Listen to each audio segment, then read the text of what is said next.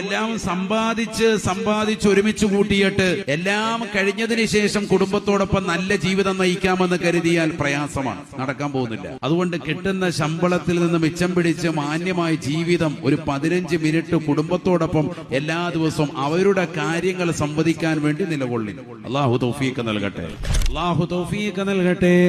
നബിന റസൂലുള്ളാഹി സ്വല്ലല്ലാഹു അലൈഹി വസല്ലമ തങ്ങൾ കാന യതജസ്സഉ ജുസ്അൻ ഫജുസ്ആ. അല്ലാഹുവിന്റെ റസൂൽ തന്റെ സമയങ്ങളെ ഘട്ടം ഘട്ടമായിട്ട് വേർതിരിക്കുമായിരുന്നു. മുതആമിലൻ മഅഹുന്ന, തന്റെ പ്രിയപ്പെട്ട ഭാര്യമാരോട് പ്രവാചകൻ നിലകൊണ്ടിരുന്നു. ബിൽ മവദ്ദതി വബിൽ മുശാവറ വബിർറഅഫ വബിർറഹ്മ. അവരോട് കൂടിയാലോചനകൾ നടത്തിയിരുന്നു, അവരോട് കാര്യങ്ങൾ സംസാരിച്ചിരുന്നു, അവരുമായി സ്നേഹം പങ്കിട്ടിരുന്നു, അവരോട് കരുണയോടുകൂടി വർത്തിച്ചിരുന്നു. നബിയുനാ റസൂലുള്ളാഹി.